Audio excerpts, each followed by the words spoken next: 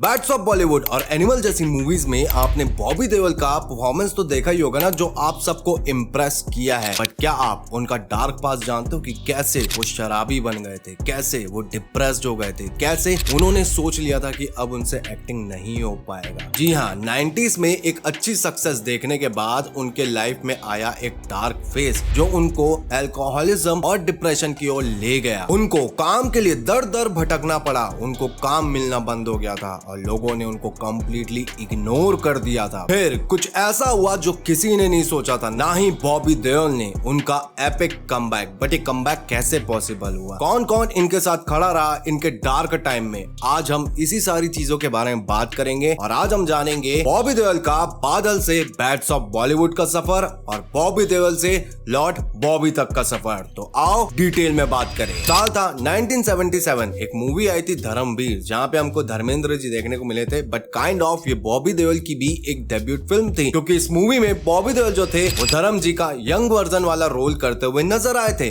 But उनका जो solo debut हमको देखने को मिला वो मिला 1995 में, जब मूवी आई बरसात। यूं तो ये जब मूवी आई तो ये बॉक्स ऑफिस में अच्छा चली, बट इस मूवी को बनाने के समय काफी सारी डिफिकल्टीज, लफड़ा का सामना करना पड़ा था बॉबी देओल को, क्योंकि इस मूवी को बनाने में काफी सारे चेंजेस हुए। एक्ट्रेस बदलने पड़े, फिल्म का डायरेक्टर बदलना पड़ा और बाद में इस मूवी की स्क्रिप्ट भी बदलनी पड़ी। फिर फाइनली 1995 में ये मूवी हमको देखने को मिलती है जो एक हिट साबित होती है। अब इस मूवी के आने के बाद बॉबी देओल को एक मोमेंटम चाहिए था और वो मोमेंटम उनको मिल जाता है। उन्होंने कुछ अच्छी फिल्में की, गुप्त, सोल्जर, बादल, जिसको देखने के बाद लोगों के अंदर बॉबी देओल के लिए एक क्रेज आने लगा। बॉबी देओल का लुक, बॉबी देओल की पर्सनैलिटी लोग कॉपी करने लगे। बॉबी देओल जिस तरीके से लंबे बाल रखते थे, पर्पल ग्लासेस पहनते थे, लोग उनको फॉलो करना शुरू कर दिए। इनकी फिल्मों को तो प्यार दिया ही दिया, साथ ही साथ इनको भी कॉपी करना शुरू कर दिया। मैंने कभी सोचा नहीं था कि मेरे लंबे बाल है, मेरे पर्पल सनग्लासेस इतना बड़ा क्रेज बन जाएंगे। बॉबी देओल लोगों के लिए उस समय एक ट्रेंड से कम नहीं थे। अभी तक बॉबी देओल का समय बहुत अच्छा चल रहा था, बट समय की एक बात है कि वो हमेशा एक जैसा नहीं रहता, वो बदलते रहता है। और बॉबी देओल के लिए जब ये समय बदला तो उनको वो एक डार्क फेस में ले गया। बॉबी देओल ने कभी नहीं सोचा था कि उनको ऐसा कुछ सहना पड़ेगा, और यही समय था जब बॉबी देओल ने एक मैसिव डाउनफॉल देखा। उनकी बैक टू बैक फिल्में फ्लॉप होने लगी। देखो, डाउनफॉल ना किसी भी आदमी को निचोड़ देता है, उसको समझ नहीं आता कि भाई वो गलत क्या कर रहा है। अपना 100% देने के बाद भी जब उसको फेलियर मिलता है तो उसको समझ नहीं आता कि भाई उसके साथ हो क्या रहा है, और वो डिप्रेस्ड और सैड रहना शुरू कर देता है। और बॉबी देओल के साथ भी सेम चीज होता है। 2002 में उनकी फिल्म हमराज आई जो ठीक ठाक थी, बट उसके बाद बैक टू बैक फिल्में उनकी फ्लॉप होनी शुरू हो गई। चोर मचाए शोर, किस्मत, बर्दाश्त, अब तुम्हारे हवाले, वतन साथियों, जुर्म, टैंगो चार्ली, दोस्त, अब इतने सारे फिल्में लगातार फ्लॉप देने के बाद कोई भी डिसअपॉइंट हो जाएगा और डिप्रेस्ड हो जाएगा। और बॉबी देओल के साथ भी सेम होता है। वो इस चीज के कारण काफी ज्यादा परेशान रहने लगे और शराबी भी बन गए। बॉलीवुड हंगामा के एक इंटरव्यू में बॉबी देओल कहते हैं, जब आप अपने पे तरस खाते हो तो आप दुनिया को कोसना शुरू कर देते हो। मेरे साथ 2-3 साल तक यही हुआ। मैंने खुद पे तरस खाना शुरू कर दिया और सोचा कि कोई मेरे साथ काम करना नहीं चाहता, इसलिए मैंने शराब का सहारा लिया। मैंने खुद को नम करना शुरू कर दिया और फिर एक दिन मुझे रियलाइज हुआ कि मैं कहाँ गलत था। जब मैंने अपने बच्चों की आंखों में देखा कि हमारे पापा तो सारा दिन घर पे ही रहते हैं, उनके बच्चों ने पूछना शुरू किया कि वो काम के लिए बाहर क्यों नहीं जाते, तब उन्हें एहसास हुआ कि उन्हें ये बदलना होगा।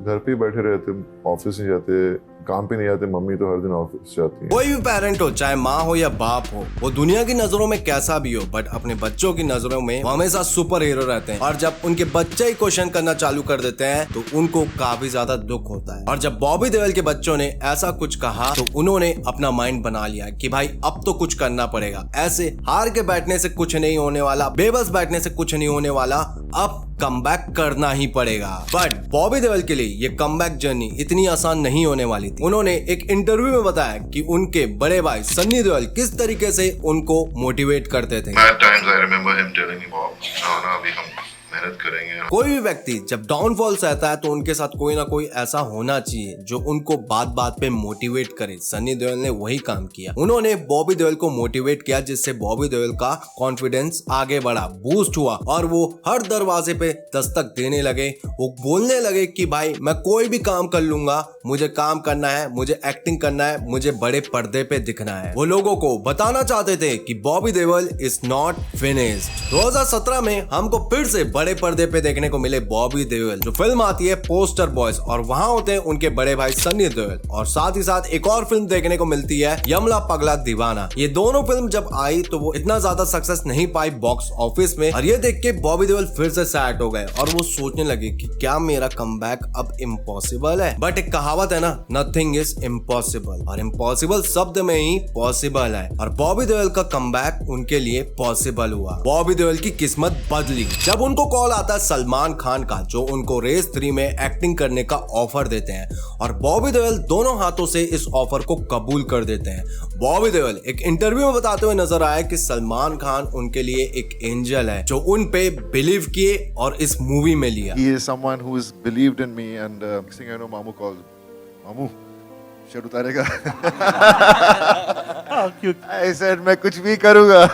अब ये मूवी जो है भाई, इस मूवी को लेके लोगों के ओपिनियंस हैं। वेल बॉक्स ऑफिस में ये पैसे अच्छे कमाई है, बट कैसी मूवी है लोग सब जानते हैं। बट बॉबी देओल के लिए ये पॉजिटिव चीज साबित हुई, और यही मूवी बनी बॉबी देओल के कमबैक का एक बहुत बड़ा स्टेप। इस मूवी के बाद बॉबी देओल करते हुए नजर आते हैं हाउसफुल 4, जो बहुत अच्छी चली, और इसके बाद वो कदम रखते हैं OTT में, जो उनका सबसे बड़ा डिसीजन और सबसे बढ़िया डिसीजन था मेरे हिसाब से। OTT में उन्होंने कुछ मूवीज की, कुछ सीरीज की, क्लास ऑफ 83 और आश्रम। क्लास ऑफ 83 के लिए तो उनको अवार्ड भी दिया गया था, और जब ये अवार्ड बॉबी देओल को मिलता है तो वो काफी ज्यादा इमोशनल हो जाते हैं, ये कहते हुए कि उन्होंने कभी सोचा नहीं था कि उनको कोई अवार्ड मिलेगा। मैंने कभी सोचा नहीं था कि मुझे एक ऐसा अवार्ड मिलेगा, पर मैंने अंदर अपना विश्वास नहीं खोया। I went through good times, bad times as an actor. और आश्रम, इसके बारे में मैं क्या बोलूं, जो ये सीरीज देखा है वो जानता है कि बॉबी देओल किस तरीके से अपने एक्टिंग का बेस्ट परफॉर्मेंस देते हुए नजर आए हैं इस सीरीज में। मेरे हिसाब से तो ये one of the best performance वाली सीरीज है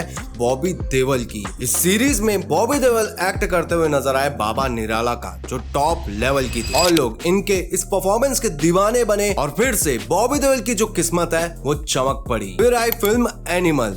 इस मूवी में बॉबी देओल ने सिर्फ कुछ मिनटों का ही रोल किया, बट इस कुछ मिनटों के रोल में वो दिखाते हुए नजर आए कि वो कितना ज्यादा मेहनत किए यहाँ तक पहुंचने के लिए। अपने कमबैक के लिए उन्होंने कितना ज्यादा मेहनत किया था, कितना ज्यादा उन्होंने सब्र किया था, सब दिखाया।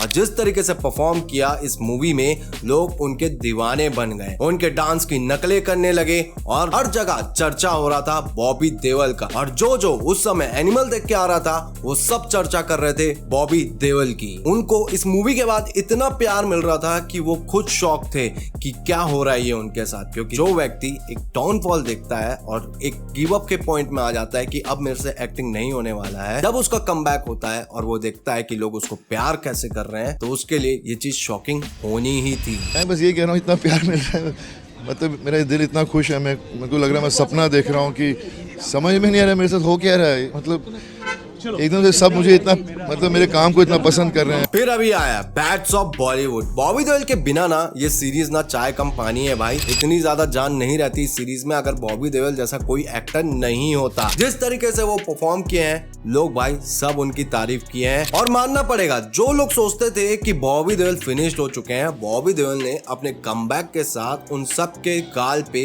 जोरदार तमाचा मारा है। बॉबी देओल का ये कमबैक है वो हम सबको सिखाता है कि अगर आप कोई डाउनफॉल सह रहे हैं और आप हार नहीं माने, आपके अंदर होप है, आपके अंदर जज्बा है और आप मेहनत कर रहे हो उस चीज को पाने की, तो एक ना एक दिन वो चीज आपको मिल जाती है। बस हार ना मानो और हमेशा मेहनत करते रहो। तो यस गाइस, ये रही हमारी वीडियो जहां हमने बताया बॉबी देओल के कमबैक के बारे में। आप लोग को ये वीडियो कैसी लगी कमेंट बॉक्स में जरूर बताइएगा, और इस वीडियो को लाइक कीजिए, कमेंट कीजिए, शेयर कीजिए अपने दोस्तों के साथ, और हमको किस टॉपिक में वीडियो बनाना चाहिए ये भी जरूर बताइएगा। हम मिलेंगे हमारे नेक्स्ट वीडियो में, तब तक अपना ख्याल रखें, बाय।